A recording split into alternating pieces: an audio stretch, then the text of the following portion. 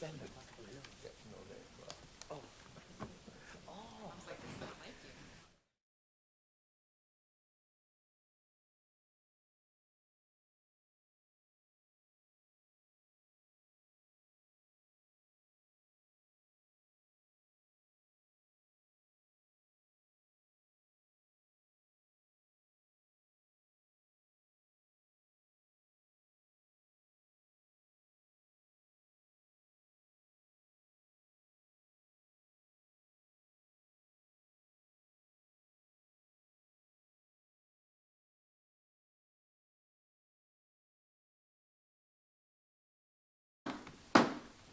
The notice requirements provided for the open public meeting law. Recording in progress. The notice requirement provided for the open public meeting law has been satisfied. Notice was properly given, said notice having been transmitted to the Courier News on Friday, January 6, 2023, as well as posting on the city website. May I have a roll call, please? Council members Graham. Present. Councilman Good. Present. Councilman Hockaday. Present. Councilman McKenna. Present. Councilman Wyatt. Present. Vice President Briggs Jones. Present. Council President McCray. Present. We have all members present and a quorum.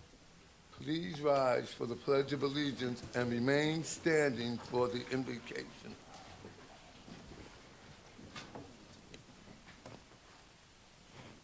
I pledge allegiance to the flag of the United States of America and to the republic for which it stands, one nation, under God, indivisible, with liberty and justice for all.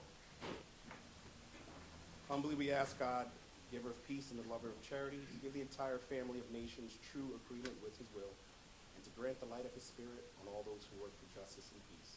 Amen. Amen.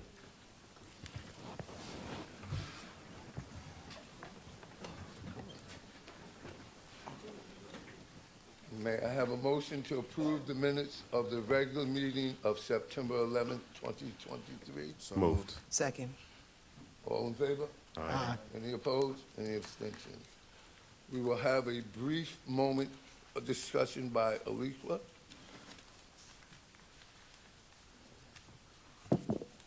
Good evening. The City of Plainfield will be using Wordly for live translations. To access this, you could either scan the QR code or go to https://attend.wordly.ai/join/tcmd/8107. From there, you should be able to choose your native language that you would like it to be translated in, and then click Attend. You'll be able to read the caption, or if you would like, you should be able to hit the speaker button with a headset on and hear a speech-to-text version of the translated dialogue. Thank you. Thank you, Aliqua. We now have a presentation by our police department regarding accreditation.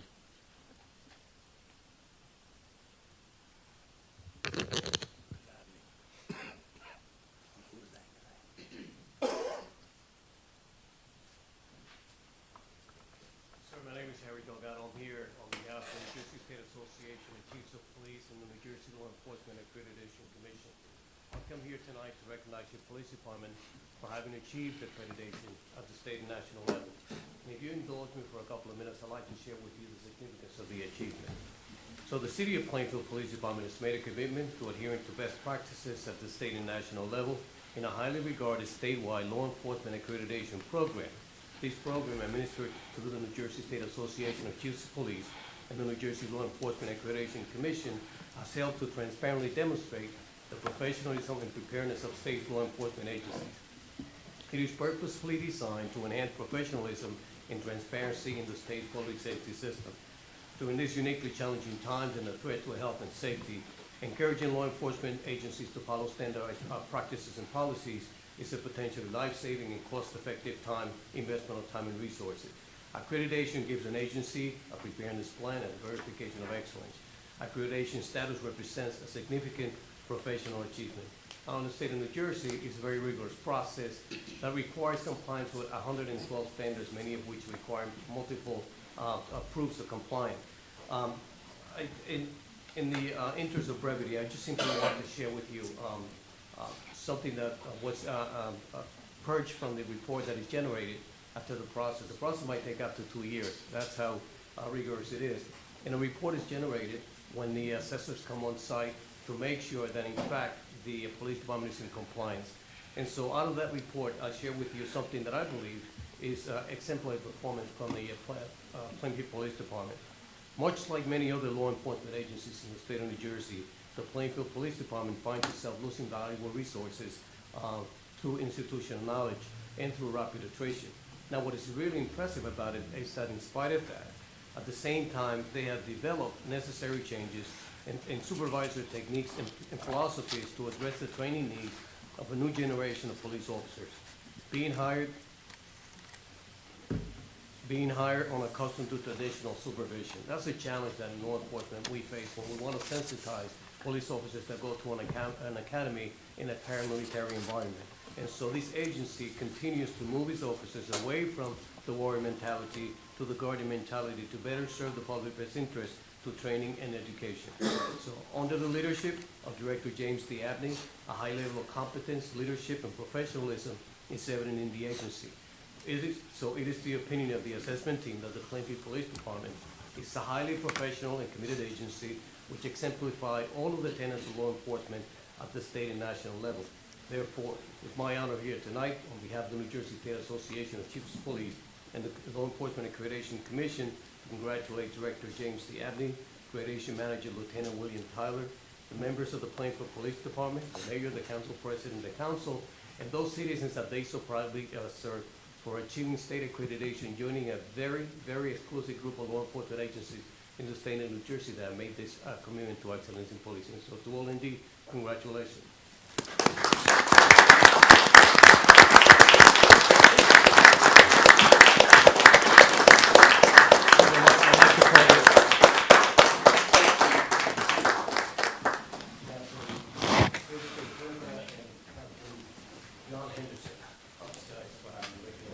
Congratulations, you've earned it.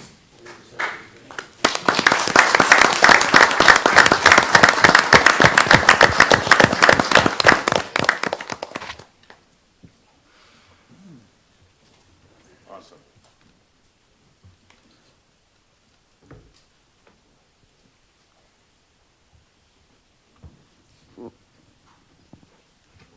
Consideration of public hearing, second reading, and final passage.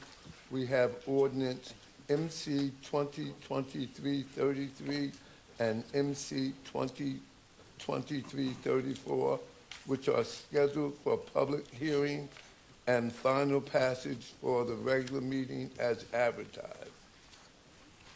Public comments limited to resolutions, motions, and ordinances to be introduced on first reading. A total of 30 minutes has been allocated for public comments limited to resolutions and ordinance being considered this evening. Each speaker will be given 3 minutes.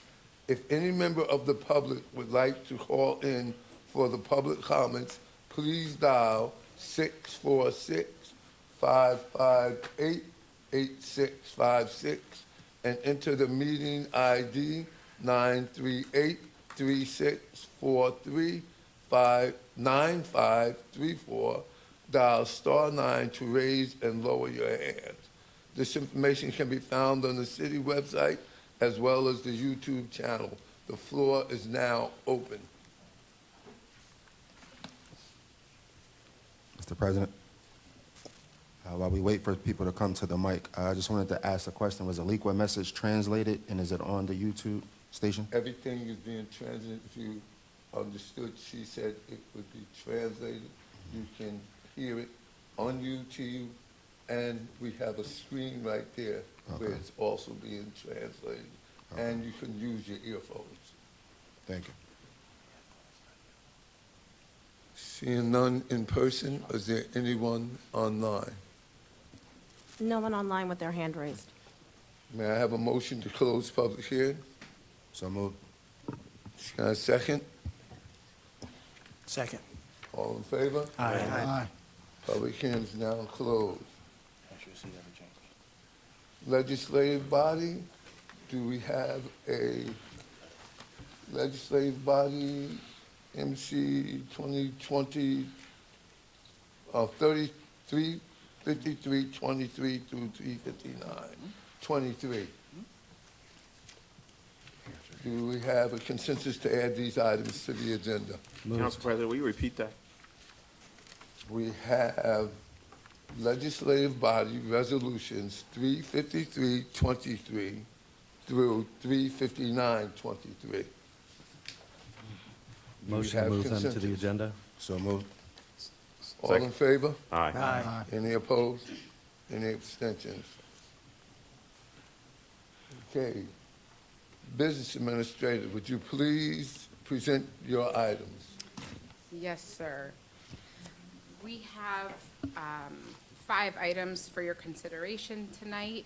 3 of our items are resolutions granting advice and consent to appointments, 1 for the Planning Board, 1 for a new municipal court judge, and 1 for a municipal court public defender. Then we have a resolution authorizing the approval to submit a grant for $3 million for the Center of Excellence. And we also have a resolution for another grant. This one is for $125,000 for the United States Conference of Mayors Childhood Obesity Prevention. This is for a program that we'll do in Plainfield, educating people on healthy cooking, healthy food, family fitness, et cetera. Councilman Hockaday? No questions. Councilman Wyatt? Yes, just 2 quick questions. What is the process for identifying people for the planning board? So for the planning board, people have expressed interest, and then once they've expressed interest, then the mayor will review their qualifications, how much they know about municipal government, and how much they know about planning, et cetera. Okay, and for R363-23, you said that was a $3 million grant? It is. Okay, do we have an estimate of how much it will cost to get the center renovated and up and running? So we actually, at 5 o'clock today, had a meeting for the final one, tweaking the plans. We have a couple of different plans that have been proposed to us, and once we solidify a square footage number, then we'll have a cost estimator go out and do the cost estimate. But we have an idea, and we did receive a grant from from the state already, and this grant, and we're actively seeking other funding. Okay, so around maybe next meeting, we'll have an idea of an estimate? We will, although we have there's many things in play. It's moving pieces in terms of how we will fund it. Okay. All right, thank you. Councilman McKenna? No questions. Councilman Graham? No questions. Councilman Good? None for me, Council President. Madam Vice President? No questions. Do I have consensus to place these items on the consent agenda? Yes. Yes. All in favor? Aye. Any opposed? Any abstentions? Let me see. Will the Director of Finance please present her item, Madam? That will be me again. Okay, so the Director of Finance unfortunately is unable to be here tonight. I'll be presenting her items. She has on here a resolution for a Chapter 159 to enter $88,037 into our budget of grant money that we have received. She has a resolution for our tax liens to go online for our tax sales, which will be, we believe will be a huge benefit. She has a resolution issuing a tax refund and then also a lien placement. This is related to, similarly, last month we talked about lien placements on cyclone properties, and we told you we would be coming back probably every month with further costs. This is us doing that again, $130,000. Councilman Hockaday? Yeah, nothing really too juicy here to get into. But I would like to congratulate, it's always good to see grant money coming in. I know that we work hard to defray the cost to taxpayers as much as possible through the usage of grants. That helps to fund the many things that the city does. So just keep up the good work regarding that. Thank you. Nothing further. Councilman Wyatt. Just one question regarding R 368-23. So this was for the relocation reimbursement. So do we have, I didn't see it, so do we have a document showing how much the expenses were to the city? So the two attachments that were attached to the resolution, one is the description of the costs. I'll read them for you since you don't have it. 701 to 711 Kensington Ave, 3 buildings being boarded up, $19,140. 715 Arlington Ave, 3 buildings being boarded up, $11,000. $100,173.72 to the Board of Education, largely for the costs that they incurred related to food services. You'll see we did take $33,000 off of what I had originally sent you. We received legal advice that their executive team is not eligible for extra pay, and so we took it off because we don't want to risk the whole lien. Okay, no, so the question specifically was for the relocation reimbursement. So did the city incur any cost for relocating the residents? Isn't that this one? Oh, you said it was to board up the apartments, Yeah, it's called reimburse the that. school district? That's the name of the lien that we No, have okay, yes, I'm placed. saying, but was there any cost associated with finding housing for the displaced residents? Well, right now, the state agencies, the $1.5 million that's been allocated to the 3 agencies is taking the brunt of the cost. We did have costs on last month, and you'll see further More to costs. come. People are still at the Howard Johnson, some of them, so you'll continue to see those costs. Okay, all right, thank you. Councilman McKenna. Yeah, just on R 368 dash, I'm sorry, R 368-23.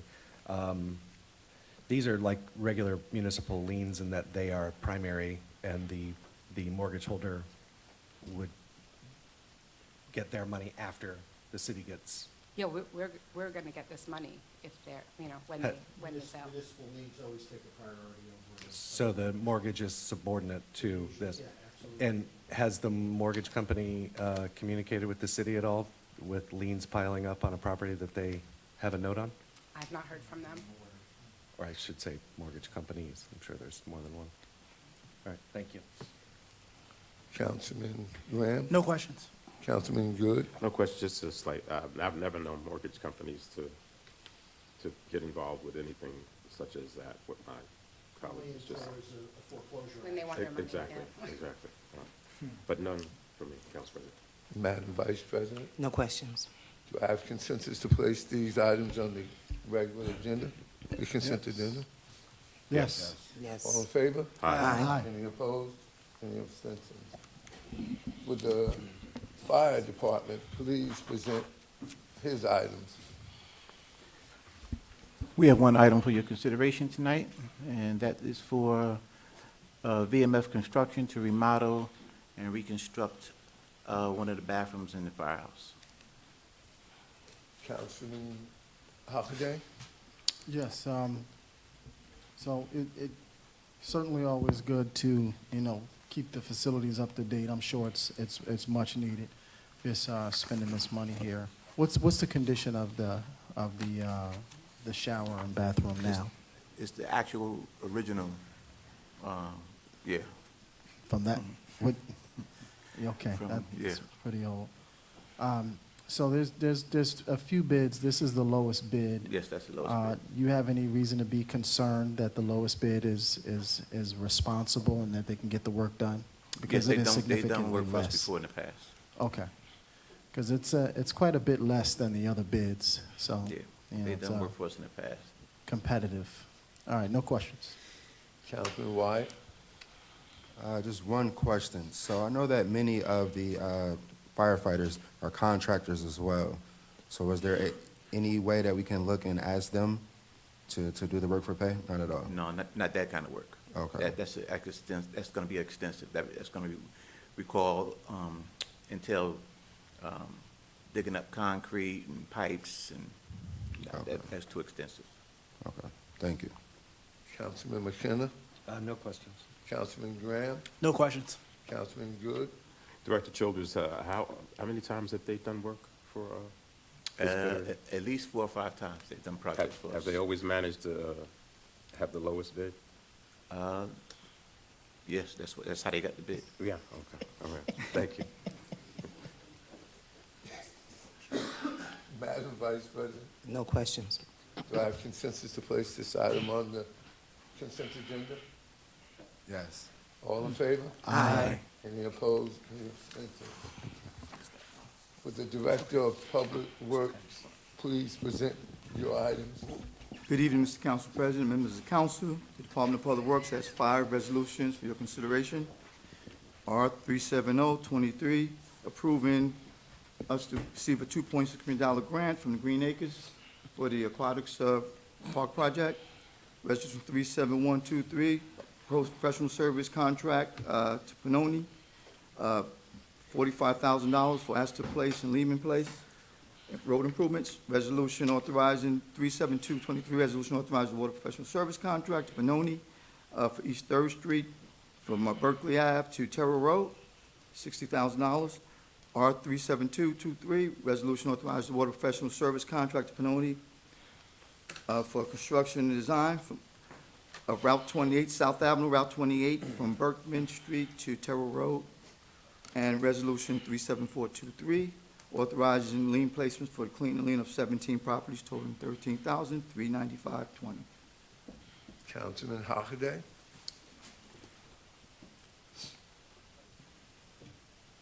One second.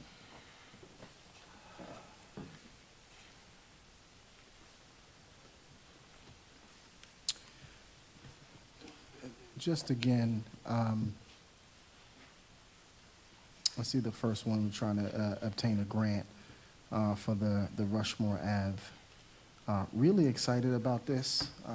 You know, this summer wasn't the summer for Rushmore. It's been closed down in anticipation of these repairs, these upgrades, significant upgrades. Just give a status overall on this project and how it's going, and when you expect work to be completed. Well, when we talk about work being complete, everything, of course, is weather permitting, right? We do it. Right now, we're moving pretty well with the demolition of the pool that's taking place, and a lot of construction taking place to get rid of everything. Then we'll go to the next phase. But right now, as we get these grants and everything approved, that'll help us move further along with everything. So the anticipation is sometime in spring or late spring, early summer of 2024, we're looking to have everything moving along with this project. Thank you. Councilman Wyatt? No question. Councilman McKenna? Yeah, just a point of clarification on R 372-23. The resolution and the Panoni document reference Berkeley Avenue, but I believe it's Berkeley Terrace, correct? Because Berkeley Avenue is in Netherwood Heights and Berkeley Terrace is off 3rd Street. And that's a typographical error, then, Councilman. What's that? That's a typographical error. You're right. Okay, thank you. Councilman Graham? No questions.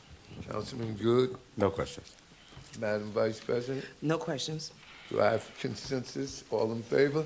Aye. Any objections? Any abstentions?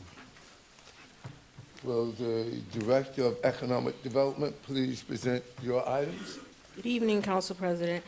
I have 7 resolutions to present, starting with Resolution 375-23 going to 381-23. So the first resolution is looking at our cannabis retail businesses.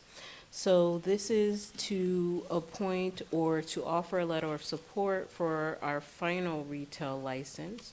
This is for Culture Plainfield Incorporated, located at 1301 West 7th Street. West Front Street. Front Street. Excuse me, West Front Street, thank you.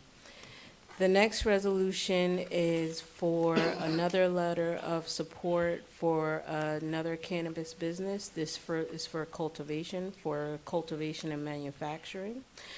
This cannabis business is going to be located at 520 to 32 South Avenue. This is our final cultivation and manufacturing license. The next resolution is for the same Cultivation Manufacturing LLC.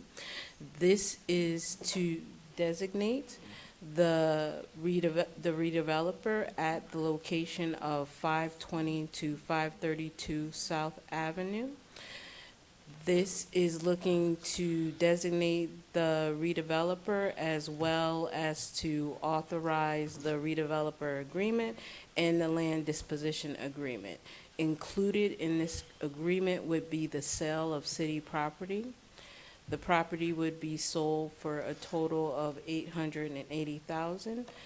What would be built is a 29 square foot building for cultivation and manufacturing. The next resolution is to re-examine the West Front Street and Clinton Avenue redevelopment plan. This would allow us to look at the plan again and be able to revise the bulk zoning standards as well as the uses that are required in the plan. The next resolution is looking for authorization to conduct a planning board redevelopment investigation. This would be located at 1123 through 25 West 7th Street. And this would be a non-condemnation redevelopment area study. The sixth resolution we're looking at tonight is to designate PV Real Estate LLC as the redeveloper for 719 through 31 West Front Street.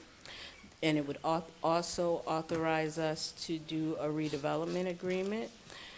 This project is for a 229 unit apartment building. It would have about 5,000 square feet of commercial retail on the first floor.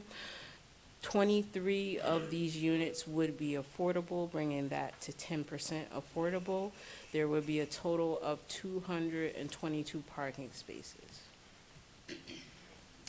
And the final resolution is granting permission for free parking in our central business district. This would go from the period of November 23rd through 2023 through January 2nd, 2024. That concludes my presentation. Councilman Hackday. Sure. I feel like every time we see this free parking, we end up talking about that at length. Usually we have the discussion a little later, but October, we see we're getting ahead of that. I think it's a good benefit for those in the central business district to not have to worry about parking as they frequent our businesses down there. But, good thing. Also, most of this is related to, of the items for economic development related to cannabis in some form. It's good to see. We certainly are anticipating the tax revenues that come from this, and also the mitigation of the harm that cannabis has done to black and brown communities when it was criminalized. So I'm always going to be supportive of this. But just seeing so many items, certainly a long time ago, the city of Plainfield has placed a bet, pretty much on cannabis, that it would be lucrative and it will be beneficial to the city. We now have one retail establishment that has been open. Looks really nice over there right across from the Quinn. They so far seem to be a really good neighbor. If you could just speak to how that's going, if there's anything that you can say about how at least that our first establishment is going. So the Queen City Remedies that's located at 1353 South Avenue, they're going very well in terms of being a community business partner. They took the initiative to make sure that they met with several of their neighboring business owners and associations. Their sales are successful. They are staying within the hours of operation that we have, and they're seeing their best sales every day. So it's going well. So we anticipate that it takes a year before we'll be able to see the revenue from those tenants. Thank you. Councilman Wyatt? Yes, R 375-23, the consumption lounge. I know we spoke about that in a previous council meeting. If you can just explain once again what that is. Sure. So required, in order to open a consumption lounge and how that differs from just a retail establishment is with retail, you're just selling a product. It cannot be consumed on the grounds. A consumption lounge would work similar to a cigar lounge or similar to a establishment that offers alcohol and those requirements. Okay. All right, and the next question was on, which one was the apartments? R 380-23. How many you said in total? What was the total amount of units? 229, 229, and 24 would be affordable? 23. 23, okay, so a little less than 10%. Okay. No, it is 2%. So 229, you said? Yes. Okay, all right, thank you. Councilman McKenna? Yes, R 375-23, is this replacing the consumption lounge we approved previously? Yes. So we won't have two over there, we'll just have the one. No, only the one. And R 376-23, is this replacing the person that was going to have this before? Yes. And R 375, 76, and 77, the clever use of the K for cultivate and culture, these are all the same owner? Yes, it is. And are they related to the prior owners that tried to get a license before? No. They're not? No, Completely new? completely and- different. Okay. R 378-23, since the council is asking the planning board to re-examine that, what use and bulk standards are we asking them to think about? So we're looking here where this is near a residential area, looking for mixed-use apartment buildings that will be added. To add that to the uses? Yes. And what about the standards, bulk? The bulk standards, it relates to the size of the parcel and the density of it. So if you're adding mixed use, then the bulk standards would align with the setback of the property, the height, et cetera? Yes. Within that, so that redevelopment plan has to be expanded for that because it didn't include that before. So it included the height regulation, it does not include the density. Which, at all, it doesn't include the desired density. The mixed use that we're talking about. So it has to be examined first, so we can't say what's desired yet. We have to say what will fit in that context. Well, my assumption is we have somebody who's interested and the redevelopment plan isn't fitting into their desires. So it's looking at how we want to develop the area. But But there's this no will be developer. presented to the planning board to determine. And is there a developer that's interested in that property? We talked to several developers about several projects. R 379-23, it's a 418-foot deep property and 70 feet wide with a house on it right now. So one lot's gonna be a redevelopment study, which is awfully spot zoning sounding to me. So what's the intended use for this bizarrely deep and narrow property? This is looking for residential. This is in the context of looking by apartment buildings as well. Excuse me, this is looking at apartment buildings as well as multifamily units. In that one sliver lot? It's about an acre property right there. That's a weird property. R 380-23. So we've got 229 units going on the west side of Oxford and Lafayette Place. And then we have the Merino Tract on the east side of Oxford and Lafayette on Front Street, which is a couple hundred units as well. I mean, God help the people that live on Oxford and Lafayette. It's just gonna, I think this is just way too much over in that area. And on top of it, if I heard you correctly, there's gonna be 222 parking spaces Yes, for 229 units. yes. So not only are we gonna have hugely increased congestion over there, but we're gonna have a parking problem.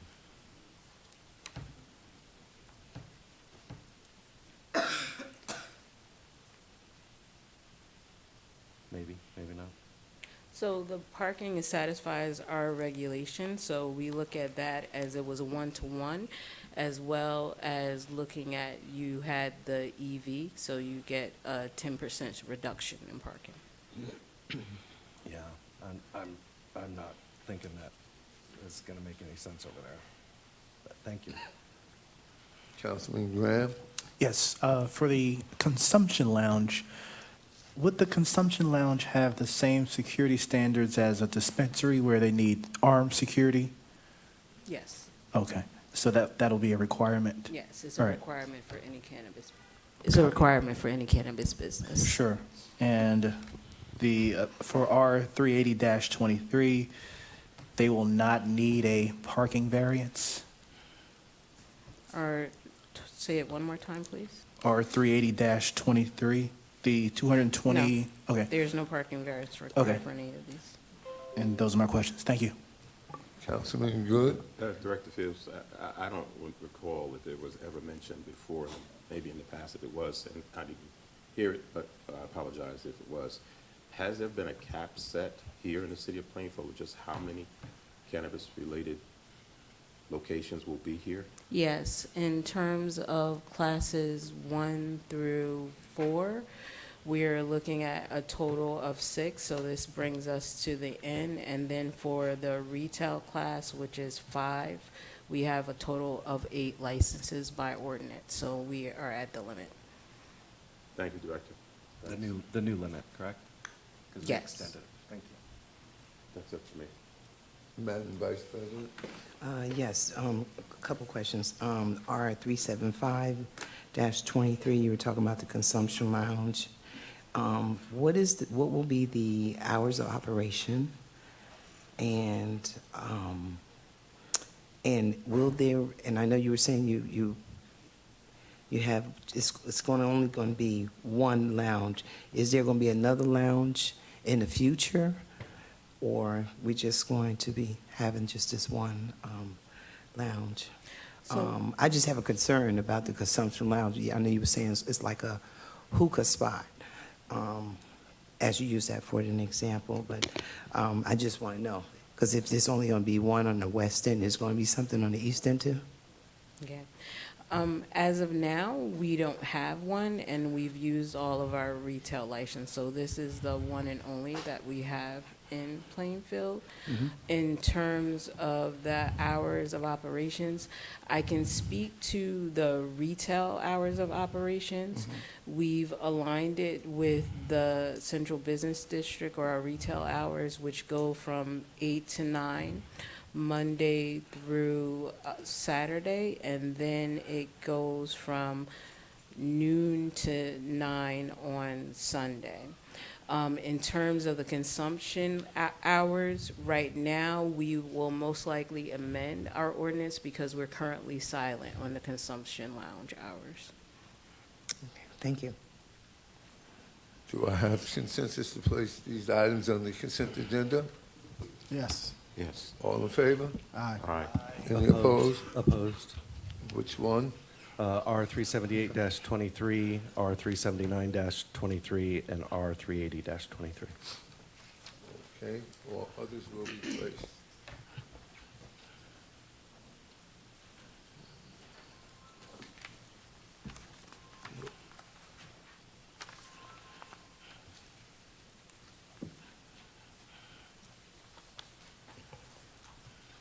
Will the Department of Health and Social Services please present your items? Good evening. I have 2 items for tonight. One is a resolution to approve agreement with Hera Property Registry, which does the registration and is the administrator of our vacant, actually foreclosed property initiative. And the second resolution is sub-grant agreement with Proceed, and they will be doing our work for lead remediation and abatement. This was included in the original grant application, so it was approved by the state to be able to do this. Councilman Hockaday? I like grants. I like them. tell me what the process is to, for your department to identify who should be eligible for these grants and getting the word out to the community if they need be for inspections and so forth, and the process of people actually getting the funds for remediation. So the primary way that we disperse grant funding is a child has to go to the pediatrician generally, and a certain number comes up. I think it's 3.3. Once they receive that number, then it triggers public health nurses going in. It's a whole process with the hospital. And then those public health nurses notify us about this issue with a child. We then contact Proceed. They go in and inspect. Inspection is kind of comprehensive. They check the window sills. They check the doors. They do swipes. Each apartment or house takes about 10 swipes where they do the window sills, the door jambs. If it's outside, they may even touch the soil to see if there's lead impacted in the soil. So it's kind of a lengthy process, but it's kind of quick also because they want to move quickly when it comes to children. And once a child is identified with lead, then the pediatrician has to work with reducing that information. So it really does go through the pediatricians. Well, I'll just say, I absolutely love that we have some funding available for this, because we're talking about, the health of our children. I don't like that, the kids have to be sick first, essentially, or be tested for lead. I wish that there was a better way to do it. If anybody knows of another way that we can get ahead of it and we can do it before kids are contaminated, I'd like to know, and I'm sure the city would like to know too. But I'm glad that we have funds for it to remedy it once it's detected. So thank you. Councilman Wyatt? Yes, quick question. I know, without violating the HIPAA laws, do we know how many cases we have seen in the last, let's say, 2 to 3 years? I'd get you the information. I don't know offhand. Okay, all right, thank you. Councilman McKenna? No questions. Councilman Graham? The number, Director, that you recited to Councilman Hockaday, that is a blood level, right? Yes. Where they have to get their blood tested. Right, so it's part of it. When they go for a pediatrician, those things are tested. Okay, thanks. Councilman Good? Well, it's probably safe to say that the numbers have been high enough in order for this particular grant and agreement with Proceed for this all to be done. And you don't have any numbers. I'm kind of curious about that too, because it's all about the babies, the little ones. Sometimes, you know what I mean? And sometimes they don't know until they are tested. And it's sad, as Councilman Hockaday said, that it has to be found out later on. But so I could appreciate 383-23. Thank you, Council President. Madam Vice President? No questions. Do I have consensus to place these on the consent agenda? Yes. All in favor? Aye. Any opposed, any abstentions? Would the new Director of Sewer and Solid Waste please present your items? Good evening. I have one resolution to present tonight, R-384. It's a resolution to extend the current contract for vegetated waste with RER. Councilman Hockaday? No questions. Councilman Wyatt? I do. Welcome to the hot seat as well. So I had an in-depth conversation with one of the residents, and this was something that we were talking about probably for some years now. So just a few questions I'll ask. So what are the benefits of spending the $460,000, so I know it's for the vegetation waste, to send to them? So what does the city get in return for doing that? Well, it's a disposal cost for our vegetated waste. I mean, the benefit is, of course, an avenue for the residents to dispose of their waste. So there's a cost associated with that.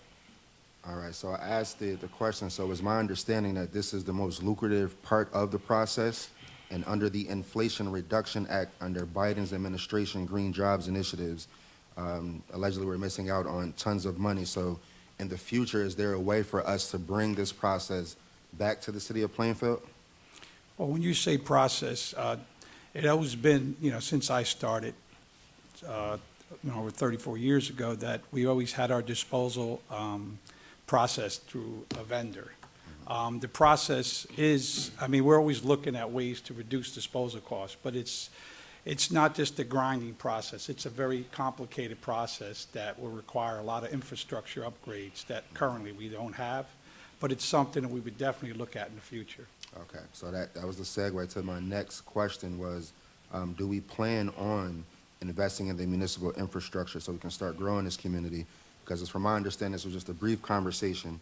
They were saying that they changed the process. It makes it compost, which they sell. Some of the cities sell, and they're able to get that revenue, and it creates hundreds of jobs.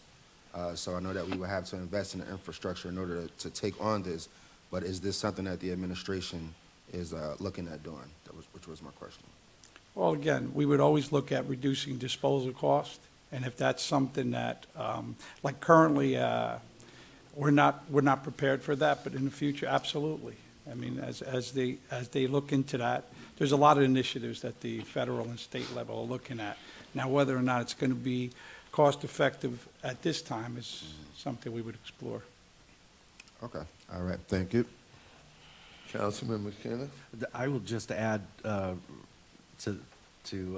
Mr. Wyatt's comments that, you know, I think we're behind the eight ball when it comes to green initiatives and environmental issues in Plainfield, and I think this is one area in particular that is a little bit of low-hanging fruit with some complexity to it with respect to being able to have a conservation center, with the exception of the far right column of disposal that is probably harder for a municipality to deal with, but the rest of it could easily be mulched and resold or used by residents in their own yards. So, you know, being able to do that and reduce the carbon footprint of shipping this stuff elsewhere would be a pretty big deal. I think it's important that we look at that and take advantage of federal funds available. Even if we saved $100,000, you know, the return for the community is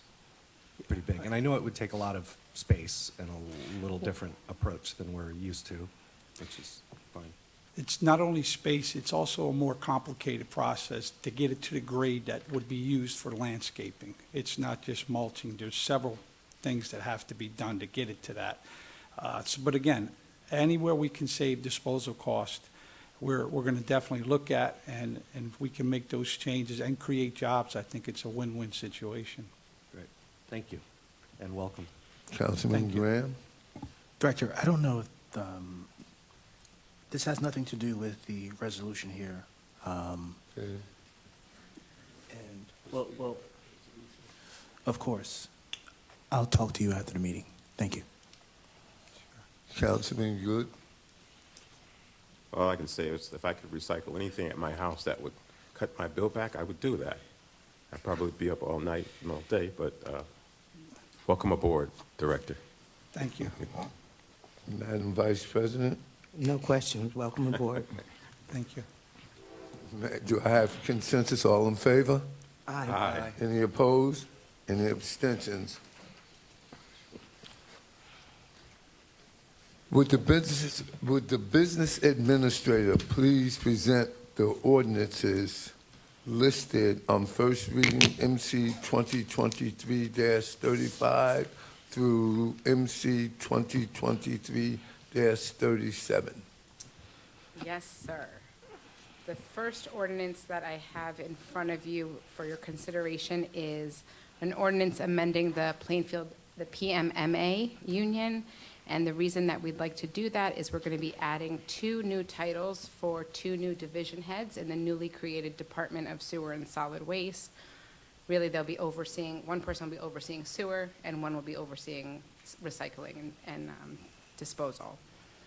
The second ordinance we have is to install a 4-way stop sign both at the intersection of Clinton and West 3rd and Monroe and West 6th, and then a 3-way stop sign at the intersection of Charlotte and Belvedere.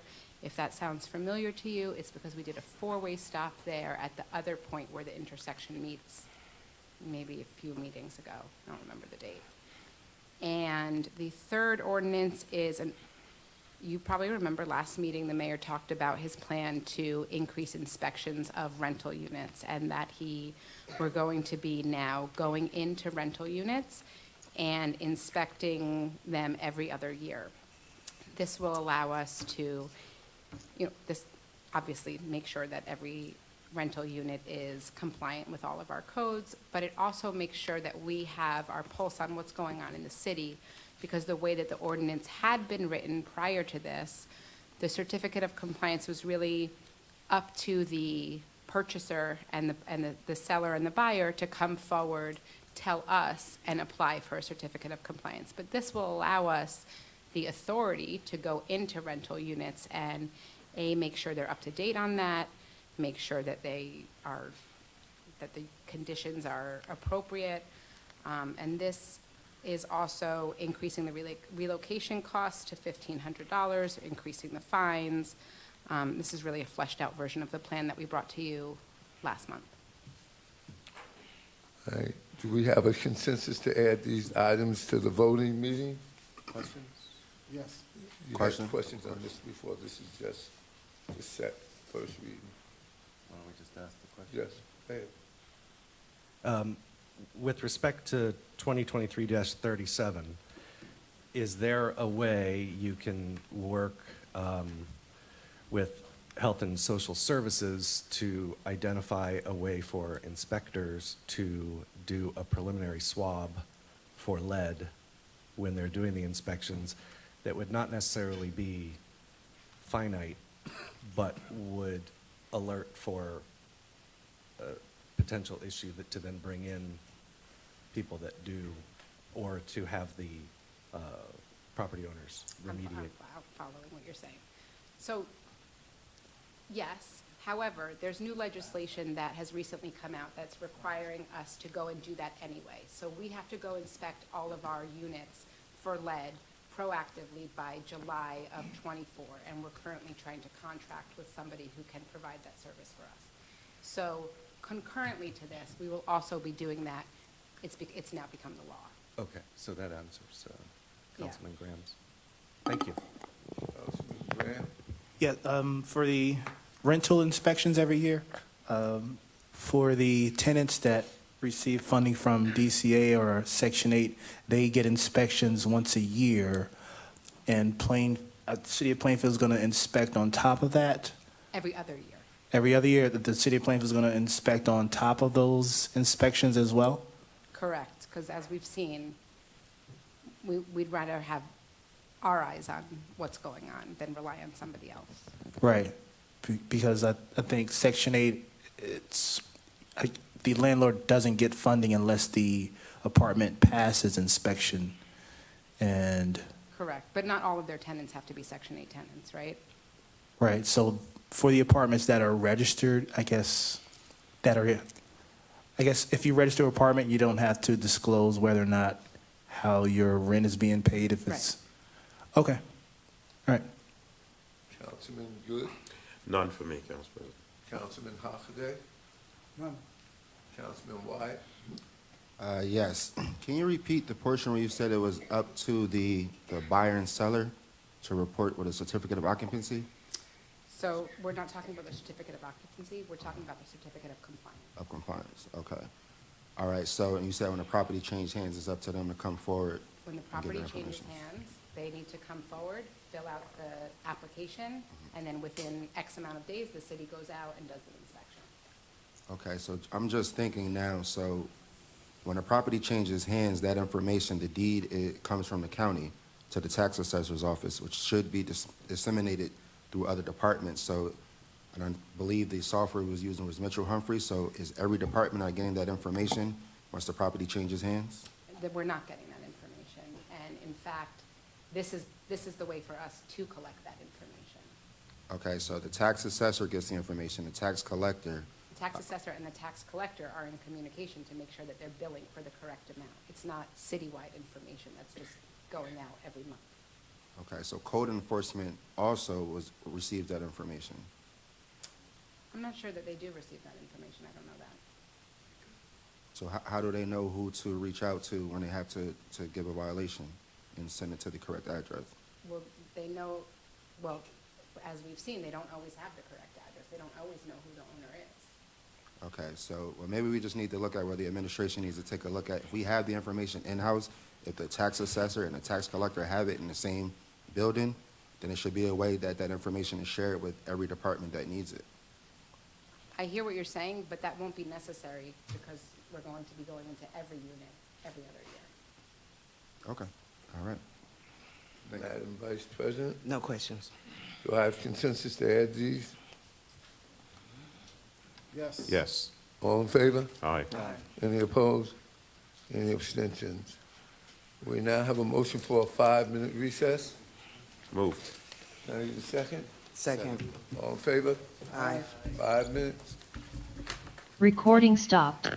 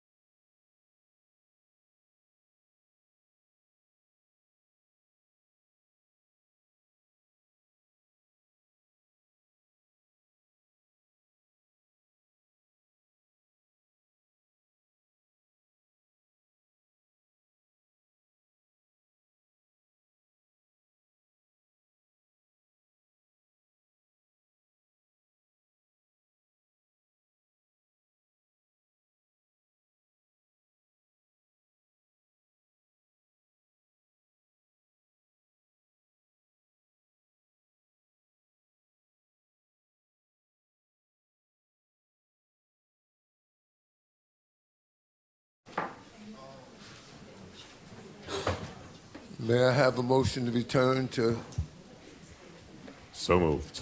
can I get a second? Second. All in favor? Aye. Recording in progress.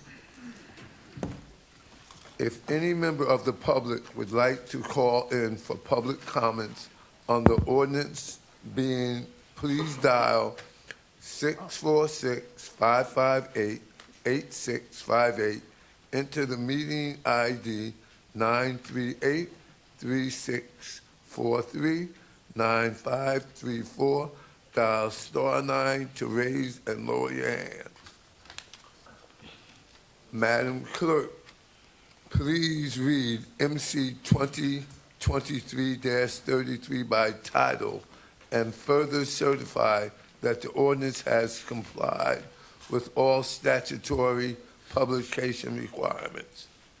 MC 2023-33 is an ordinance amending and supplementing Chapter 9, Licenses, Permits, and Regulated Activities, Article 16A, Police Requested, Non-Preferential Rotational Towing and Storage, and Vehicles, Section 16, Rates for the City Code for the City of Plainfield. It is hereby certified that notice of a public hearing on this ordinance was published in the Courier News on September 14, 2023. The floor is now open to any member of the public who would like to speak on this ordinance.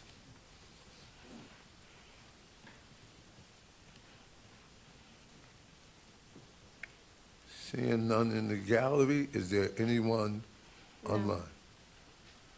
May I have a motion to close the public hearing on this ordinance? Moved. Can I get a second? Second.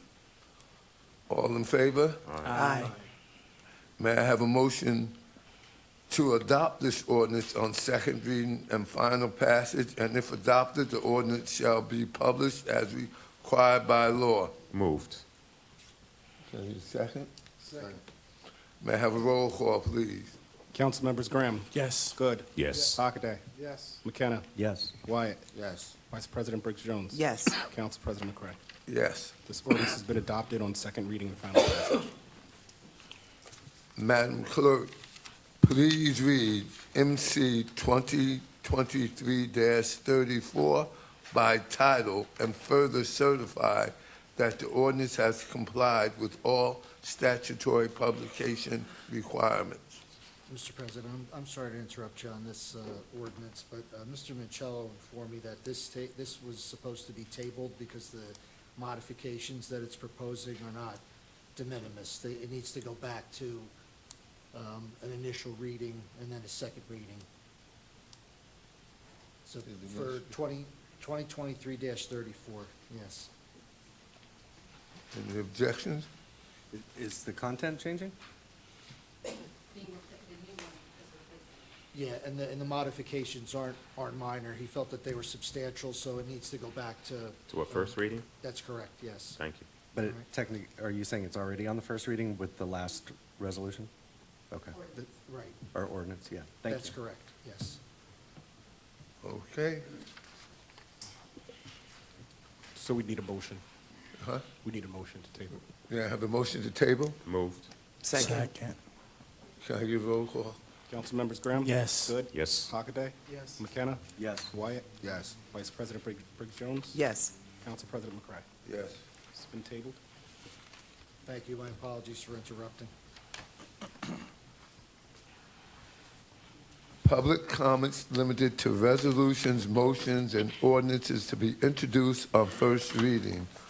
A total of 30 minutes has been allocated for public comments limited to resolutions and ordinance being considered this evening. Each speaker will be given 3 minutes. If any member of the public would like to call in for public comments, please dial 646-558-8656. Enter the meeting ID 938-3643-9534. Dial *9 to raise and lower your hands. The floor is now open.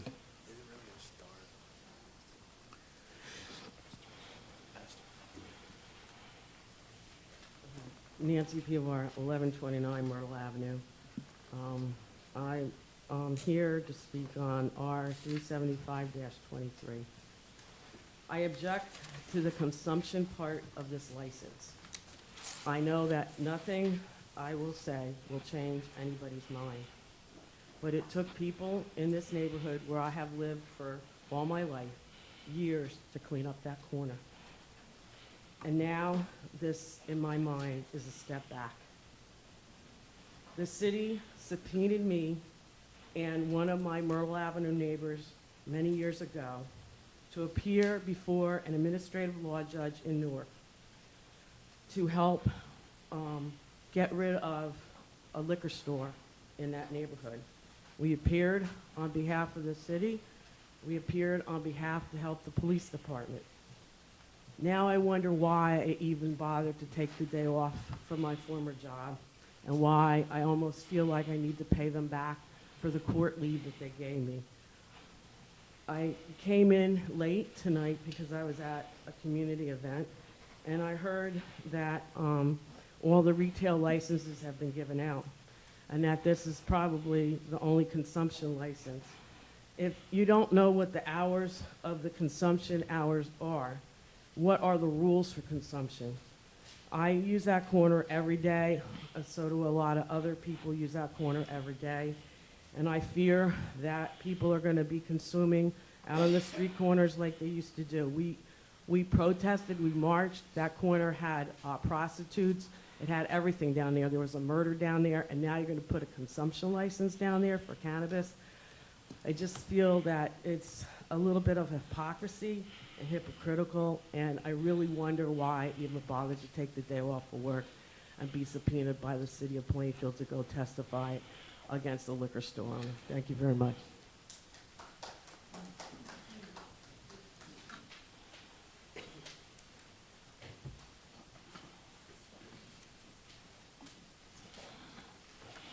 Good evening. I'm Kathleen Nietzsche. I live on 716 Huntington Avenue in Plainfield. I'd like to invite you all to drive through the West End during rush hour or maybe on a Saturday or Sunday. Feel free to try to go from Route 22 on Grant Avenue, Clinton Avenue. Excuse me? Is this in reference to what? It's in reference to Resolution 375-23, 379-23, and 380-23. After you drive through there, I want you to see what the West End is dealing with the existing conditions and the congestion of the cars just trying to get through our town now. I am strongly hope that you would reconsider the addition of a consumption lounge with the possible high drivers driving through the safety of our taxpayers. Please reconsider the quality of life for existing residents before adding more apartments and a consumption lounge in the West End of Plainfield. Right now, it's for the first time that I have to worry every night for my kids to come home from 22 with the existing congestion that's there. The addition of a consumption lounge with all those apartments makes it so how do I have my kids come home? I've been told by police that used to be living in this town and working in this town to go through, have my children go all the way down to Dead Ellen and come through all the way back to 7th Street in order to get to my house, which is ridiculous. So please, feel free to drive anywhere through those areas during rush hour or during Saturday or Sunday, especially when it's soccer time. It is so congested that the thought of having more people in that area, and then on top of that, having a consumption lounge that we don't even know what the hours are going to be, is very, very frightening. Thank you.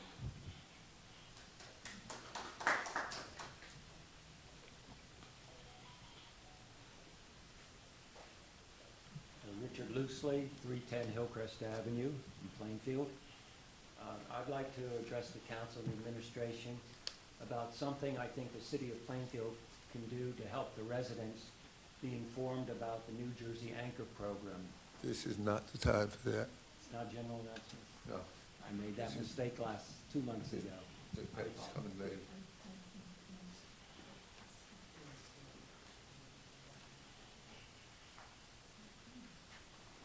Seeing no more, is there anyone virtually? No. May I have a motion to close public comments? So moved. Can I get a second? Second. All in favor? Aye. Any opposed? Any abstentions? Okay. May I have a motion to approve this? Oh. Mr. Clerk, would you please announce the consent agenda? The consent agenda items are identified as Resolution 353 through 377-23, 381-23 through 384-23, removed from the consent agenda 378, 379, and 380-23. May I have a motion to approve the consent agenda? So moved. Second. May I have a roll call, please? Roll call on the consent agenda items. Council members Graham? Yes. Good? Yes. Hockaday? Yes. McKenna? Yes. Wyatt? Yes, with the exception of R 375-23. I didn't hear if that one was pulled out. It was not. It's not, okay. So yes, with the exception with that one, no. They can't do that. We would have to remove 375 if it's not unanimous. Okay. It could still be removed. Okay, remove it, please. So that removed, yes. Okay. Vice President Brooks Jones? Yes. Council President McCray? Yes. Those items have been removed, and Resolution 375-23 has been removed from the consent agenda. Mr. Clerk, please proceed with the reading of the remaining resolutions. Resolution 375-23. The resolution of the City of Plainfield and the County of Union in support of the location and operation of a Class 5 cannabis business and consumption lounge. May I have a roll call? Need a motion in a second? May I have a motion? So moved. Second. Second? Roll call, please. Council members Graham? Yes. Good? Yes. Hockaday? Yes. McKenna? No. Wyatt? No. Vice President Briggs Jones? No. Council President McCray? Yes. 4 in favor, 3 opposed. Resolution's been adopted. Resolution 378-23, directing the planning board to reexamine the West Front Street and Clinton Ave redevelopment plan. May I have a motion to Moved. second? Second. May I have a roll call? Council members Graham? Yes. Good? Yes. Hockaday? Yes. McKenna? No. Wyatt? No. Vice President Briggs Jones? No. Council President McCray? Yes. 4 in favor, 3 opposed. Resolution passes. Resolution 379-23, authorizing the planning board to conduct an area in need of redevelopment for Block 353, Lot 3. May I have a motion? Moved. Second. May I have a roll call? Council members Graham? Yes. Good? Yes. Hockaday? Yes. McKenna? No. Wyatt? No. Is that a no? No, yes. Vice President Briggs Jones? No. Council President McCray? Yes. 4 in favor, 3 opposed. Resolution's been adopted. Resolution 380-23, designating PV Real Estate LLC as redeveloper for the redevelopment of certain properties. May I have a motion? Moved. Second. May I have a roll call? Council members Graham? Yes. Good? Yes. Hockaday? Yes. McKenna? No. Wyatt? No. Vice President Briggs Jones? No. Council President McCray? Yes. 4 in favor, 3 opposed. Resolution's been adopted. That concludes resolutions this evening. Okay. We now come to ordinance on first reading. Madam Deputy Clerk, will you please read MC 2023-35? MC 2023-35 is an ordinance amending the schedule of salaries and wages adopted pursuant to Article 14, Chapter 11 of the Municipal Code of the City of Plainfield, New Jersey, Plainfield Municipal Management Association, PMMA Salary Amendment Number 2. I will now entertain a motion to adopt this ordinance on first reading. So moved. Can I get a second? Second. Mr. Clerk, may I have a roll call, please? Council members Graham? Yes. Good? Yes. Hockaday? Yes. McKenna? Yes. Wyatt? Yes. Vice President Briggs Jones? Yes. Council President McCray? Yes. That's unanimous. This ordinance has been adopted on first reading. Madam Deputy Clerk, will you please read MC 2023-36? 36 by title. MC 2023-36 is an ordinance for a four-way stop intersection, Clinton Avenue and West 3rd Street, Monroe Avenue and West 6th Street. Also a three-way stop intersection at Charlotte Road and Belvedere Avenue. An ordinance to amend and supplement Chapter 16, Vehicles and Traffic, Article 7, through streets, stop intersections, stop and yield intersections, designating certain four-way and three-way stop intersections. I will now entertain a motion to adopt this ordinance on first reading. So moved. Second. May I have a roll call, please? Roll call on MC 2023-36. Council members Graham? Yes. Good? Yes. Hockaday? Yes. McKenna? Yes. Wyatt? Yes. Vice President Briggs Jones? Yes. Council President McCray? Yes. That is unanimous. This ordinance has been adopted on first reading.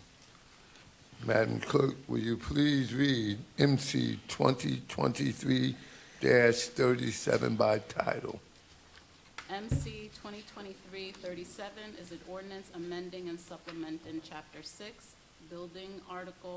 Chapter 6, Building, Article 5, Certificate of Compliance, Chapter 6, 5 through 7, Time of Inspection, Chapter 6, 5 through 13, Fines, Penalties of the City Code for the City of Plainfield.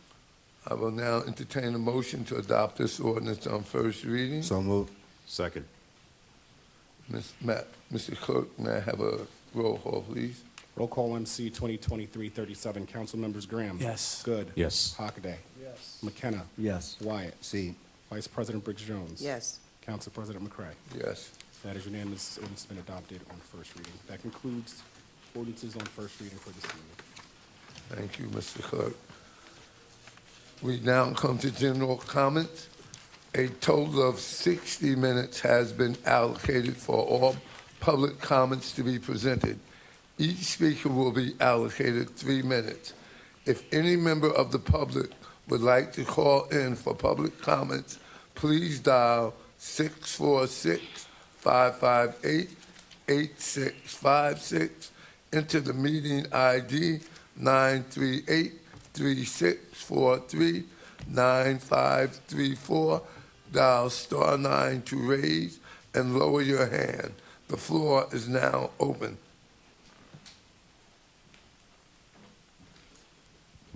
Richard Loosely, 310 Hillcrest Avenue in Plainfield. As I say, I'm here to talk about the New Jersey Anchor Program. You're probably all aware that the program is a state program to alleviate the heavy burden of property taxes on renters and homeowners. And based on the number of homes and apartments in Plainfield, the rebate would represent an infusion of over $10 million into the pockets of Plainfield's residents. I'm here to encourage the city government to be aggressive in promoting awareness of this program. You might think that with all the advertising that's been done, people are aware of it, but I talk to dozens of people every day at my job. Just today, I found 7 people who were unaware of the program. Yesterday, 16 people who were unaware of the program. Plainfield has the robocall system.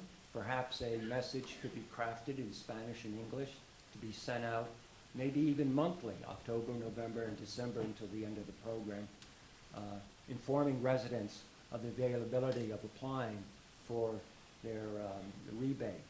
Also, periodically, Plainfield sends out a newsletter, and perhaps an article could be included in the newsletter if it's going to go out before the end of the year to explain the program and encourage residents to apply.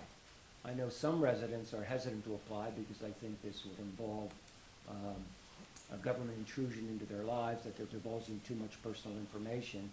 So they should be assured that this program is strictly to benefit them by returning property taxes they paid through rent or through their property tax bill levied by the city of Plainfield.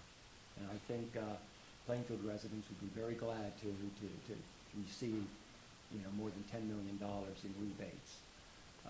Secondly, if I have a few more minutes, I'd just like to second all the comments that have been made about the paucity of parking in these new apartment developments. It seems that one off-street parking space per unit is the standard, but perhaps it should be increased to 1.25 parking spaces, off-street parking spaces per unit to alleviate, because once you lose off-street parking, you don't get it back for decades. Thank you very much.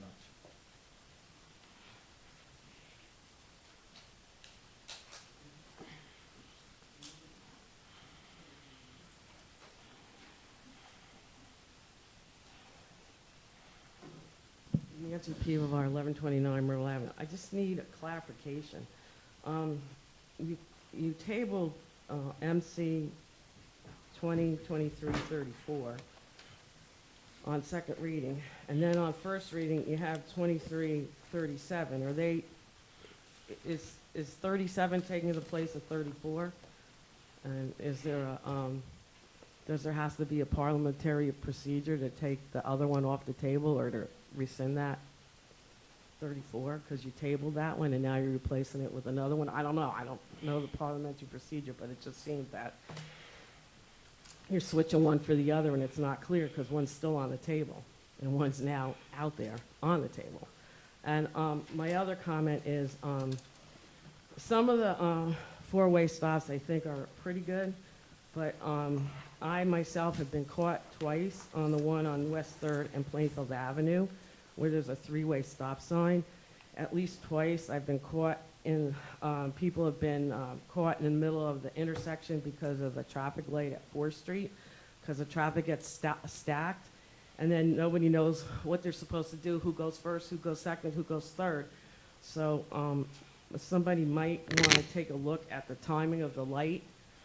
It's happened more than once, and it was, the first time it happened was pretty frightening. The second time it was like, what do I do? Or who goes and whatever. So you might want to look at that. And then the other thing is, and I brought this up before, we have permits for flea markets and garage sales. And I understand the philosophy for that, but as a resident, I really don't care if my neighbor has a flea market every Saturday, but I do care if my neighbor has erected a canopy and has a party every weekend with loud music that goes on and on and on and on and on.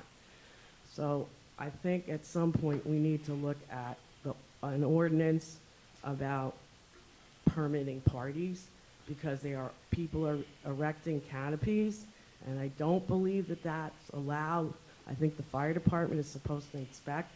I myself have seen people actually have barbecues under canopies, and it's pretty frightening as a neighbor that I'm ready to get the hose out in case something happens, because the houses are close by. But I would hope that at some point the city would take a look at that, because they don't have a flea market at 10 o'clock at night. Okay, thank you very much.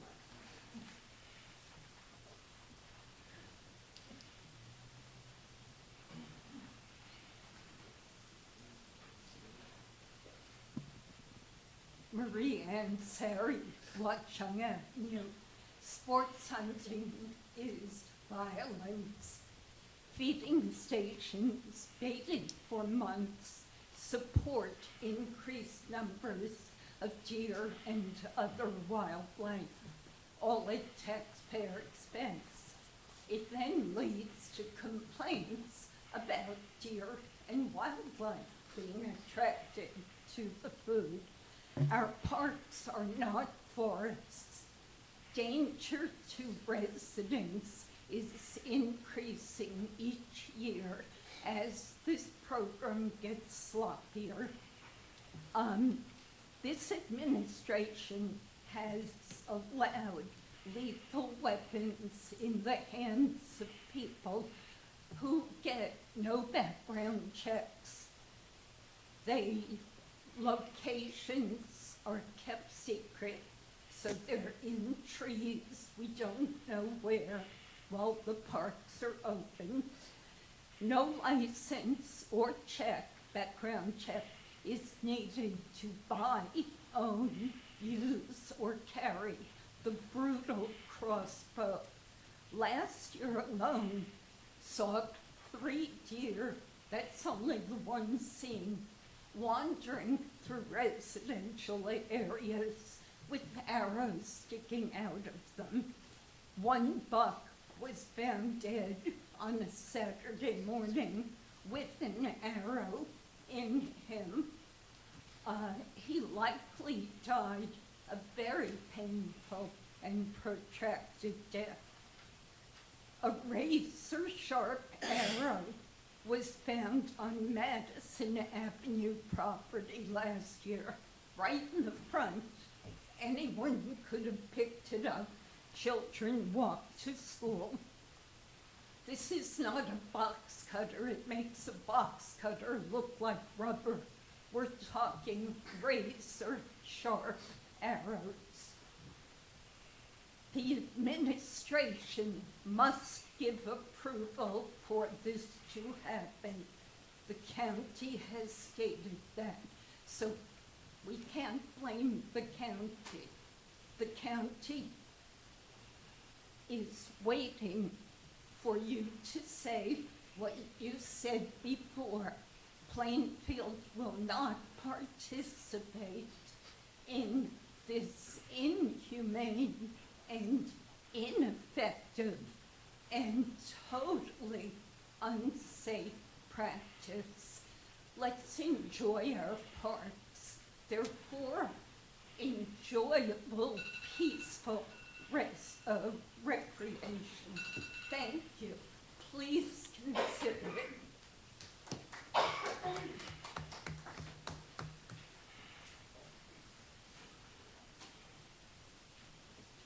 Seeing no more in the gallery is closed. Anyone virtually? No. Public comments are now closed. May I have a motion to adjourn? Second. All in favor? Aye. Any opposed? Meeting is adjourned.